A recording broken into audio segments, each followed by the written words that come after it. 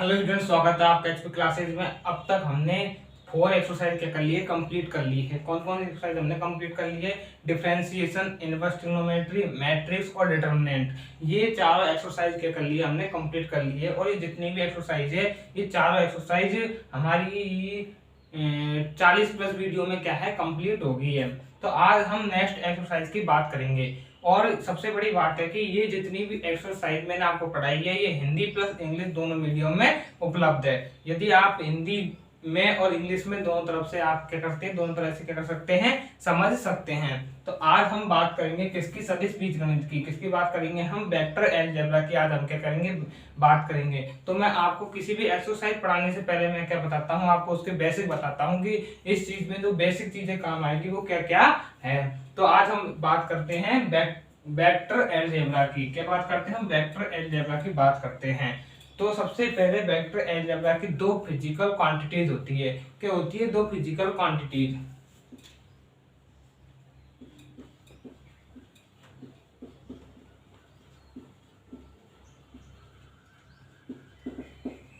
दो फिजिकल क्या होती है, क्वांटिटीज होती है। क्या होती है? दो फिजिकल क्वांटिटीज होती है। कौन कौन सी दो फिजिकल क्वांटिटी होती है? पहली होती है हमारी स्केलर और दूसरी होती है हमारी वेक्टर। क्या होती है? दो फिजिकल क्वांटिटीज होती है। पहली होती है स्केलर। स्केलर को हम हिंदी में बोलते हैं अदिश, और वेक्टर को हम बोलते हैं सदिश। तो हमारी दो फिजिकल क्वांटिटी हो गई स्केलर वेक्टर। 10.1 में हम सिर्फ किसके बारे में पढ़ेंगे? स्केलर के बारे में और वेक्टर के बारे में पढ़ेंगे। तो अब दूसरी बात आती है कि स्केलर और वेक्टर में क्या क्या डिफरेंस है। क्या डिफरेंस है, तो मैं आपको एक एक करके बताता हूँ। सबसे पहले बात आती है हमारी स्केलर की बात आती है। जैसे कि मैं आपसे आपकी हाइट पूछूं कि आपकी हाइट कितनी है, तो जैसे कि मैं बता दूं, जैसे कि मेरी हाइट है 6 फीट। सपोज कर रहा हूं मैं, जैसे कि किसी ना आपने किसी से हाइट पूछी और उसने आपको बताती कि मेरी हाइट कितनी है, 6 फीट मेरी हाइट है। अब इसको देखकर आपको क्या किसी दिशा का बोध हो रहा है कि नहीं हो रहा? सबसे बड़ी बात हमको क्या देखनी है कि इसमें किसी दिशा का पता चल रहा है कि नहीं चल रहा। तो इसमें सिर्फ ये क्या है, एक मैग्नीट्यूड है, यानी कि ये सिर्फ क्या है, एक परिमाण है। क्या है ये? एक सिर्फ परिमाण है, यानी कि सिर्फ ये क्या है, एक मैग्नीट्यूड है। ये क्या है? एक परिमाण। यदि कोई यहाँ पर एक व्यक्ति है और यहाँ पर एक व्यक्ति है और ये फुटबॉल है, यदि इस व्यक्ति को ये जो फुटबॉल है, क्या है ये फुटबॉल, इस व्यक्ति को ये फुटबॉल क्या करनी है, इस व्यक्ति के पास में पहुंचानी है, तो वो कैसे पहुंचाएगा? सबसे पहले तो वो क्या करेगा, बल लगाएगा। क्या लगाएगा? फोर्स लगाएगा। और फोर्स वो किस दिशा में लगाएगा? इस जिस तरफ ये व्यक्ति खड़ा है उस दिशा में लगाएगा। किस तरफ लगाएगा? यदि उसने सिर्फ फोर्स लगाया तो गेंद क्या है, जो फुटबॉल है, वो किसी भी तरफ किसी भी डायरेक्शन में जा सकती है। लेकिन उसे पहुंचानी कहाँ है, इस व्यक्ति के पास पहुंचानी है, तो वो ये ध्यान रखेगा कि उसकी डायरेक्शन इस व्यक्ति की तरफ ही होनी चाहिए। तो यानी कि इसमें हमें बल के साथ साथ क्या है, डायरेक्शन भी आ रही है। क्या आ रही है? इसमें डायरेक्शन भी आ रही है, यानी कि परिमाण के साथ साथ क्या बोध हो रहा है, इसमें डायरेक्शन का भी हमें क्या हो रहा है, बोध हो रहा है। तो ये कैसी राशि है हमारी? ये एक सदिश राशि है। और ये इसमें क्या है, सिर्फ हमें मैग्नीट्यूड यानी कि परिमाण का पता लग रहा है। तो ये कैसी राशि है? हमारी अदिश राशि है। तो इसकी परिभाषा क्या हो गई, जिसमें हमें वह राशि जिसमें परिमाण का बोध हो, मैग्नीट्यूड का बोध हो,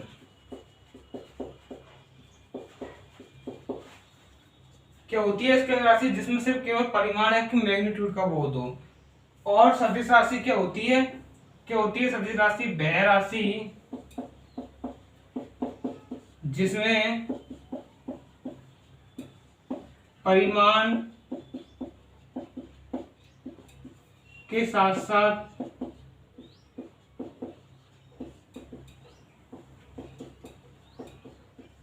दिशा का भी बोध हो।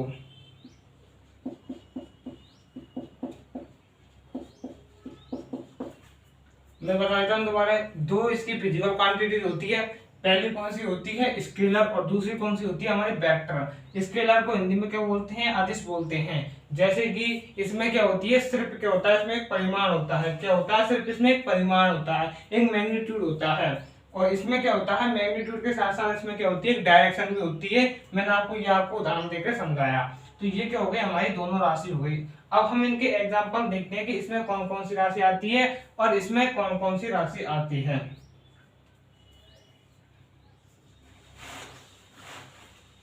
जैसे कि यदि हम उदाहरण देखें तो स्केलर में आती है लेंथ। क्या आती है स्केलर में, लेंथ यानी कि लंबाई। लंबाई की भी कोई दिशा नहीं होती है।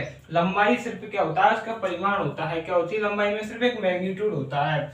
दूसरी बात लेंथ हो गई। दूसरी बात आती है हमारी टाइम, समय। जैसे कि 5 बज रहे हैं, 6 बज रहे हैं, 7 बज रहे हैं, तो इसमें हमें क्या होता है, 7 o'clock, 8 o'clock, इसमें हमें किसका ज्ञान हो रहा है, सिर्फ मैग्नीट्यूड, यानी कि सिर्फ किसका पता चल रहा है, हमें परिमाण का पता चल रहा है। इसमें किसी दिशा का हमें पता नहीं चल रहा है। लेंथ हो गई, टाइम हो गई।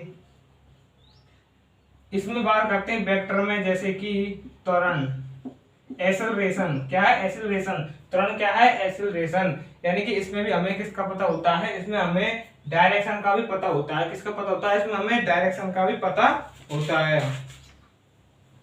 इसमें यदि हम एरिया की बात करें तो भी एरिया भी किस में आता है, हमारा स्केलर राशि में आएगा। किस में आएगा, स्केलर राशि में आएगा। यदि इसमें यदि हम बात करें किसकी, फोर्स की, यदि हम बल की बात करें तो वो कौन सी राशि होगी, हमारी एक सदिश राशि होगी। कौन सी राशि होगी, हमारी एक सदिश राशि होगी। यदि हम बात करें वेग की, वेलोसिटी, क्योंकि वेलोसिटी जो वेग होता है वो वेग का परिमाण के साथ उसमें ये भी पता होता है कि वो किस डायरेक्शन में वेग वस्तु गति कर रही है। तो वेलोसिटी में क्या होता है, हमें वेग का भी, वेग के साथ साथ दिशा का भी हमें क्या होता है, पता होता है। अब नेक्स्ट बात करते हैं हम, क्या हो गया, ये इसकी फिजिकल क्वांटिटीज हो गई। हमने आपको स्केलर यानी कि अदिश और वेक्टर यानी कि सदिश राशियों के बारे में मैंने आपको बता दिया है, कौन कौन सी सदिश राशि होती है, कौन कौन सी अदिश राशि होती है। अब बात करते हैं हम नेक्स्ट बात करते हैं हम पोजीशन वेक्टर की। किसकी बात करते हैं, पोजीशन वेक्टर।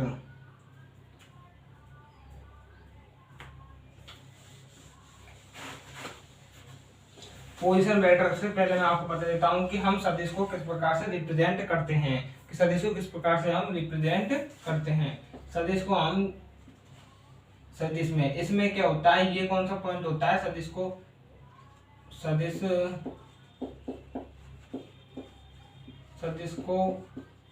प्रदर्शित करने का तरीका।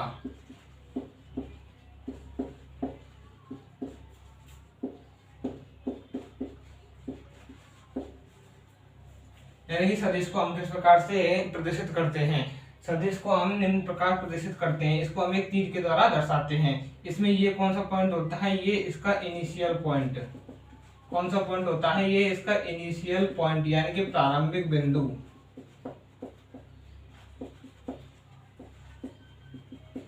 ये कौन सा बिंदु होता है, इसका प्रारंभिक बिंदु। और ये कौन सा बिंदु होता है इसका, ये होता है इसका टर्मिनल पॉइंट। टर्मिनल पॉइंट यानी कि अंतिम बिंदु,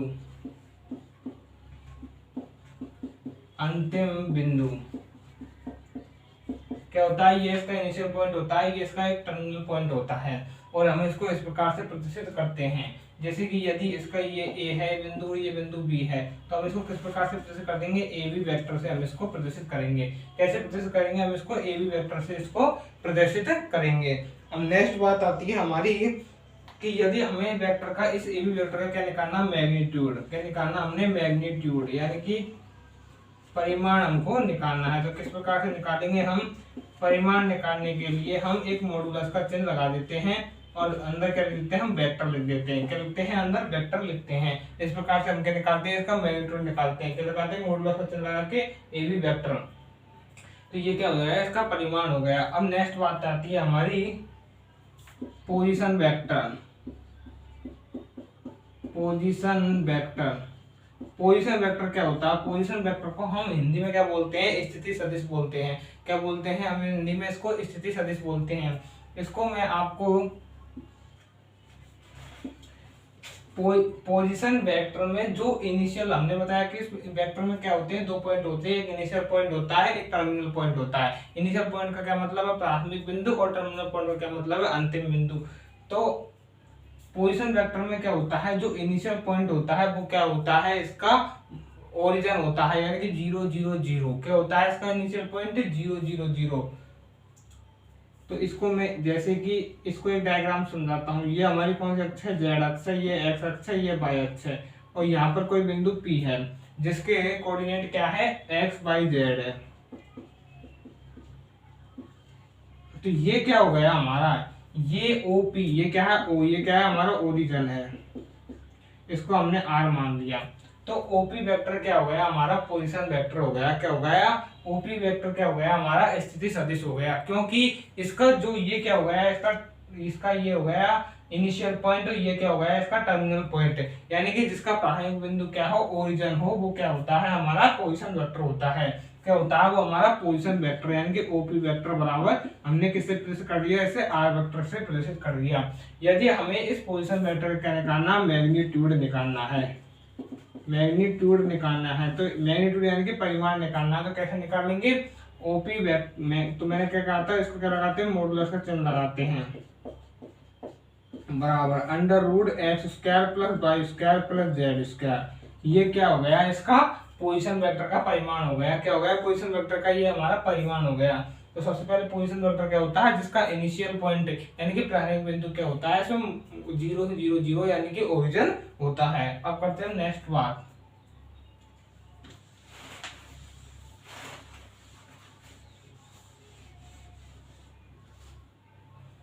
जो हमारी नेक्स्ट बात है वह है डायरेक्शन कोसाइन। क्या है? Direction cosine. क्या है? डायरेक्शन कोसाइंस, यानी कि डायरेक्शन कोसाइन क्या होते हैं?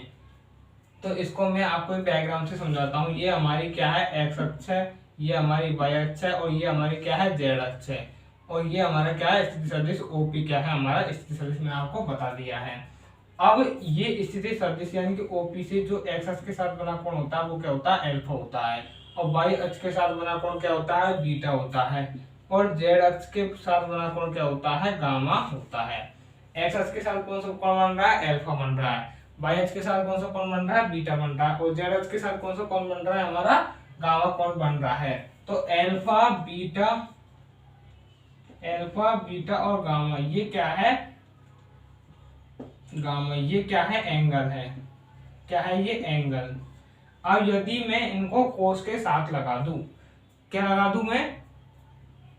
ये क्या है? हमारी डायरेक्शन एंगल है। क्या है? ये हमारी डायरेक्शन एंगल। यदि मैं इन अल्फा बीटा और गामा के साथ मैं क्या लगा दूं? कोस लगा दूं। क्या लगा दूं? कोस लगा दूं, तो क्या हो जाएंगे? डायरेक्शन कोसाइन बन जाएंगे, यानी कि कोस अल्फा, कोस बीटा और कोस गामा।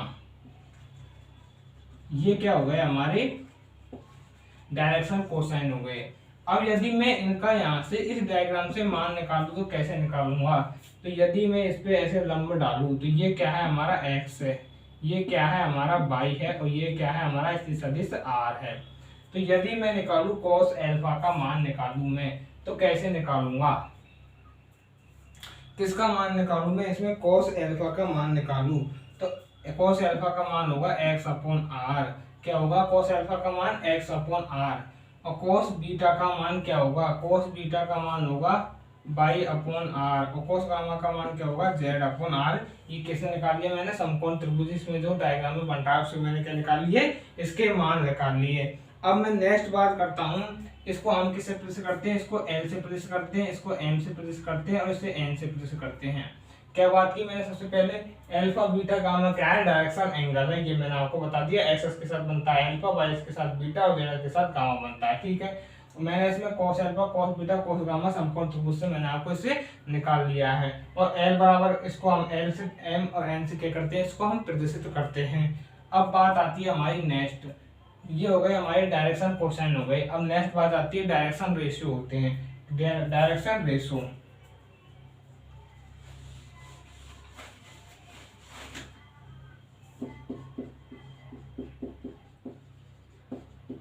डायरेक्शन रेशियो किसकी बात आती है? डायरेक्शन रेशियो की बात आती है। डायरेक्शन रेशियो को हम ABC से प्रदर्शित करते हैं। किससे प्रदर्शित करते हैं? हम डायरेक्शन रेशियो को ABC से प्रदर्शित करते हैं। ये ABC किसके समानुपाती होते हैं? डायरेक्शन कोसाइन यानी कि एलिमेंट के क्या होते हैं? प्रोपोर्शनल होते हैं, यानी कि इसके समानुपाती होते हैं।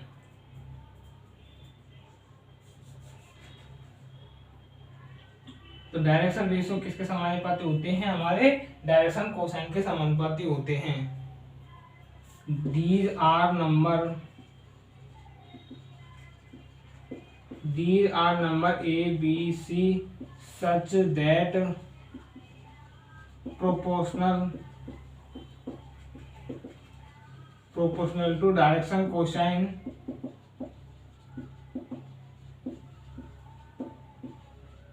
L, M, N, यानी कि ये जो ABC यानी कि डायरेक्शन रेशियो होते हैं, ये क्या होते हैं? डायरेक्शन कोसाइन एलिमेंट के क्या होते हैं? ये समानुपाती होते हैं, यानी कि प्रोपोर्शनल होते हैं। जैसे A/L बराबर B/M और C/N। यदि मैं इसको R के बराबर मान लूँ तो क्या प्राप्त हो जाएगा? हमें ALR प्राप्त हो जाएगा, B बराबर MR प्राप्त हो जाएगा और C बराबर NR प्राप्त हो जाएगा। ये क्या है? हमारे डायरेक्शन रेशियो है। क्या है? LR, MR, NR क्या है? हमारे डायरेक्शन रेशियो है। क्या है? ये हमारे डायरेक्शन रेशियो है। अब नेक्स्ट बात करते हैं हम, ये हम जानते हैं कि L स्क्वायर। अब हम एक नेक्स्ट बात करते हैं, हम जानते हैं कि L square plus M square plus N square क्या होता है? 1 होता है। क्या होता है? L square plus M square N square बराबर क्या होता है? 1 होता है। यदि मैं इसको प्रूफ करूं, कि L square plus M square plus N square बराबर 1 किस प्रकार से होता है, यदि मैं इसको प्रूव करूं तो कैसे करूंगा? मैंने आपको बता रखा था कि L बराबर क्या होता है? x/r का होल स्क्वायर प्लस M बराबर क्या होता है? y/r का होल स्क्वायर प्लस N बराबर क्या होता है? z/r का होल स्क्वायर। तो x square plus y square plus z square upon r square. और मैंने आपको बताया रखा था कि r का हम किस प्रकार से मान निकालते हैं? किस निकालते हैं? √x square plus y square z square. r बराबर होता है, तो r स्क्वायर बराबर क्या हो जाएगा? x square plus y square plus z square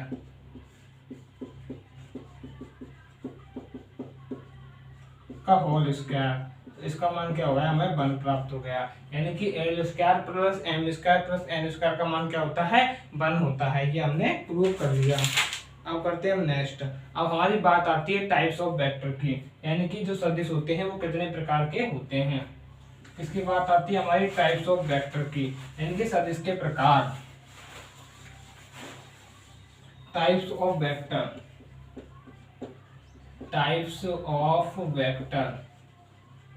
यानी कि सदिश के प्रकार। टाइप्स ऑफ वेक्टर का क्या मतलब है? सदिश के प्रकार। तो पहला हमारा आता है जीरो वेक्टर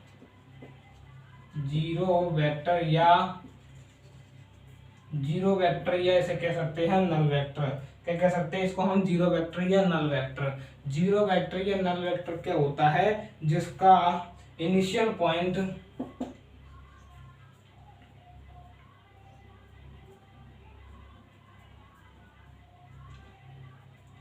क्या होता है? Vector whose initial and terminal point are coincident,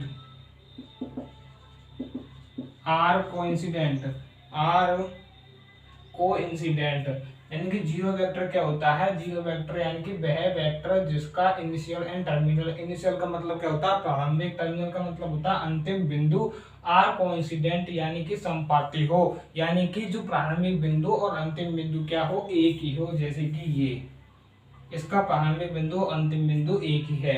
यदि मैं इसे उदाहरण समझाऊं, जैसे कि ए वेक्टर, बी वेक्टर, इसका जो प्रारंभिक बिंदु और अंतिम बिंदु क्या है, ए ही है। इसे हम एक डॉट से भी दर्शा सकते हैं। नेक्स्ट आता है हमारा unit vector. Unit vector, unit vector क्या होता है? यूनिट वेक्टर वह वेक्टर होता है जिसका मैग्नीट्यूड एक होता है। क्या होता है इसमें? वह वेक्टर जिसका मैग्नीट्यूड क्या होता है, इसमें 1 होता है। यूनिट वेक्टर में क्या होता है? परिमाण क्या होता है? जिस वेक्टर का 1 हो वो कौन सा वेक्टर होता है? यूनिट वेक्टर होता है। तीसरा हमारा कौन सा है वेक्टर है? थर्ड वेक्टर है हमारा को इनिशियल वेक्टर। को इनिशियल, तीसरा वेक्टर कौन सा हमारा? को इनिशियल वेक्टर। को इनिशियल वेक्टर क्या होता है? सह आदिम वेक्टर। को इनिशियल वेक्टर क्या होता है? सह आदिम वेक्टर। यानी कि इस वेक्टर में क्या होता है? दो सदिशों, दो या दो से अधिक सदिशों का जो इनिशियल पॉइंट होता है वो एक ही होता है। क्या होता है? दो या दो से अधिक सदिशों का इनिशियल पॉइंट क्या होता है? एक ही होता है। जैसे कि ये एक कोई सदिश है ए वेक्टर और ये कोई दूसरा सदिश है बी वेक्टर, तो इसका जो इनिशियल पॉइंट है वो क्या है? एक ही है।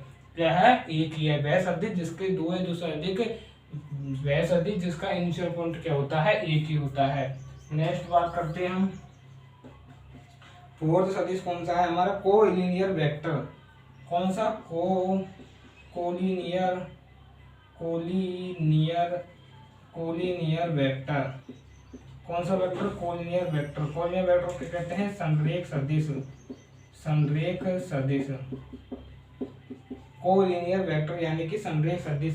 संरेख सदिश क्या होता है? वह सदिश यानी कि जिसके समांतर में कोई दूसरे सदिश हो, यानी कि वह सदिश जिसके समांतर में कोई दो या दो से अधिक सदिश हो, वो कौन सा सदिश कहलाता है? कोलिनियर सदिश कहलाता है। कौन सा सदिश कहलाता है? कोलिनियर सदिश कहलाता है। जैसे कि ये एक सदिश है, इसके समांतर में कोई ये दूसरा सदिश है बी वेक्टर, जिससे से कोई मतलब नहीं होता है। वह सदिश जिसके समांतर में कोई दो या दो से अधिक सदिश हो, कौन सा सदिश कहलाता है? हमारा कोलिनियर सदिश कहलाता है। अब नेक्स्ट बात करते हैं हम इक्वल वेक्टर। 5 नंबर पे कौन सा है? इक्वल वेक्टर यानी कि समान सदिश कौन सा होता है? इक्वल वेक्टर कौन सा होता है? वह सदिश जिसका मैग्नीट्यूड यानी कि परिमाण एंड डायरेक्शन आर सेम, यानी कि जिसके परिमाण एंड डायरेक्शन क्या हो? सेम हो, यानी कि मैग्नीट्यूड और डायरेक्शन क्या हो? सेम हो। जैसे कि ये कोई सदिश है ए वेक्टर और ये ही कोई सा सदिश है बी वेक्टर, इसका मैग्नीट्यूड और डायरेक्शन क्या है? समान है, तो ए वेक्टर बराबर बी वेक्टर इक्वल सदिश होते हैं। क्या होते हैं? ए वेक्टर बराबर बी वेक्टर क्या होते हैं? इक्वल सदिश होते हैं। तो ये क्या हो गए? हमारे टाइप्स ऑफ वेक्टर हो गए। क्या हो गए हमारे? ये टाइप्स ऑफ वेक्टर मैंने आपको ये पूरे बता दिए हैं। अब बात करते हैं हम नेक्स्ट एक्सरसाइज की। किसकी बात करते हैं हम? एक्सरसाइज की। हमारी एक्सरसाइज, ये जो 10.1 एक्सरसाइज है, ये एक्सरसाइज बहुत ही सिंपल एक्सरसाइज है, इसको हम आसानी से समझ लेंगे। इसका पहला क्वेश्चन क्या है? पहला क्वेश्चन है इसका, represent graphically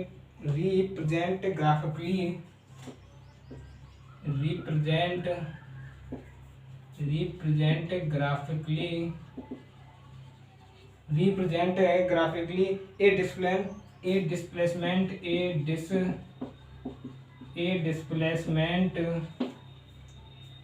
of a 40 kilometre 30 degree east of A north, of A 40 kilometre 30 degree east of A north. अब इसका क्या मतलब है? उत्तर, इसका मतलब क्या है? उत्तर से 30 डिग्री 40 किलोमीटर क्या है, हमें ये ग्राफ पर प्रदर्शित करना है। क्या है? उत्तर से 30 डिग्री पूर्व से 40 किलोमीटर, उत्तर से 30 डिग्री पूर्व में 40 किलोमीटर विस्थापन को, नॉर्थ यानी कि उत्तर से 30 डिग्री पूर्व में 40 किलोमीटर विस्थापन को हमें ग्राफ पर क्या करना है? रिप्रेजेंट करना है। क्या करना है? हमको रिप्रेजेंट करना है। दोबारा बता देता हूँ उसका क्या मतलब है। उत्तर से, नॉर्थ यानी कि उत्तर से 30 डिग्री पूर्व में 40 किलोमीटर डिस्प्लेसमेंट को हमें ग्राफ पर रिप्रेजेंट करना है। क्या करना है? ग्राफ पर रिप्रेजेंट करना है। तो कैसे करेंगे हम? ये हमारा क्या हो गया? ये हमारा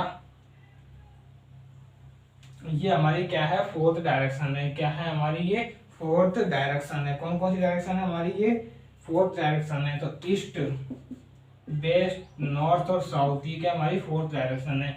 अब हमें क्या करना है, कौन सा प्लेस करना है, उत्तर से, यानी कि नॉर्थ से, उत्तर से 30 डिग्री पूर्व में 40 किलोमीटर, यानी कि उत्तर से 30 डिग्री, यानी उत्तर से 30 डिग्री ये हो गया, और 40 किलोमीटर, यानी कि 10, 20, 30, 40, यदि हमने 10 के ये मान लिए तो 10, 20, 30, 40 ये यहाँ पर हो गया, तो 40 किलोमीटर ये हमारा प्रदर्शित हो गया। तो उत्तर से 40 किलोमीटर, क्या ये तो हो गया हमारा 30 डिग्री, उत्तर से 30 डिग्री पूर्व में 40 किलोमीटर, ये क्या हो गया हमारा 40 किलोमीटर। तो ये हमने क्या कर दिया, इसको रिप्रेजेंट कर दिया।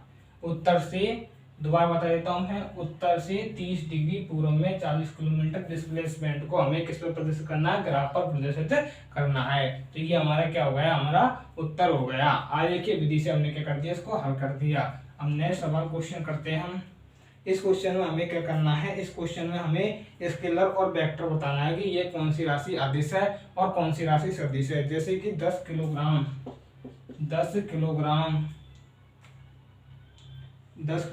2 metre north west, 2 metre north west. अगला है हमारा 40 डिग्री। नेक्स्ट है 40 वाट। अगला है 20 मीटर पर सेकंड स्क्वायर, 20 मीटर पर सेकंड स्क्वायर। ये क्या है, हमें राशि दे रखी है। अब हमें बताना है कि ये भौतिक राशि, इन राशि में से ये अदिश राशि है या ये सदिश राशि है, यानी कि या ये स्केलर है या फिर ये वेक्टर है।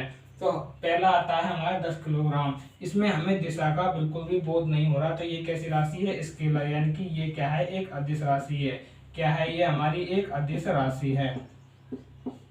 दूसरा आता है 2 मीटर नॉर्थ वेस्ट, यानी कि 2 मीटर है कितने, नॉर्थ वेस्ट में, यानी कि इसमें दिशा आ रही है और परिमाण भी आ रहा है। तो ये कैसी राशि है हमारी, वेक्टर, यानी कि ये कैसी राशि है, सदिश राशि है, वेक्टर है। 40 डिग्री क्या होती है, अदिश होती है, क्योंकि इसमें हमें किसका पता नहीं चल रहा, दिशा का पता नहीं चल रहा। 40 वाट ये भी क्या है, एक स्केलर राशि है, यानी कि ये भी क्या है, एक अदिश राशि है। 20 मीटर पर सेकंड स्क्वायर, यानी ये क्या है, एक एक्सेलरेशन, यानी कि ये क्या है, त्वरण है। तो ये त्वरण क्या होती है हमारी, एक सदिश राशि होती है, यानी कि ये क्या है, वेक्टर है। अब करते हैं नेक्स्ट सवाल नंबर कौन सा हमारा, थर्ड सवाल। इसमें भी हमें क्या बताना है, स्केलर और वेक्टर बताना है। तो पहला है हमारा टाइम पीरियड। क्या है, टाइम पीरियड। दूसरा क्या है हमारा, डिस्टेंस वेलोसिटी।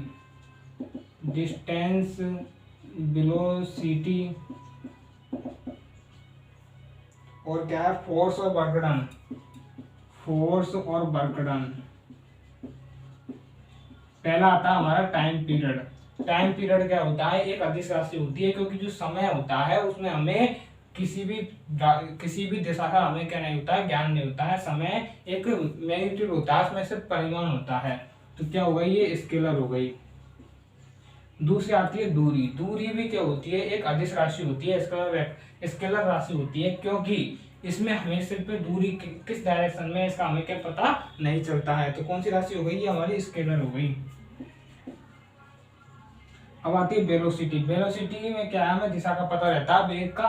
वेलोसिटी को हिंदी में क्या बोलते हैं, वेग बोलते हैं। इस कारण से ये कौन सी राशि है, वेक्टर है ये। फोर्स क्या होता है, फोर्स भी वेक्टर होता है। और वर्कडन कार्य क्या होता है, एक स्केलर राशि होती है। क्या होती है, वर्कडन यानी कि कार्य क्या होती है, एक स्केलर राशि होती है। अब करते हैं नेक्स्ट सवाल नंबर 4। ये क्या हो गया हमारे, ये स्केलर और वेक्टर क्या हो गए, ये इसके कौन कौन सी क्या राशि स्केलर है, कौन कौन सी वेक्टर है, ये हमारे दूसरा तीसरा क्वेश्चन हो गया। अब करते हैं नेक्स्ट क्वेश्चन। कौन सा क्वेश्चन करते हैं, नेक्स्ट क्वेश्चन।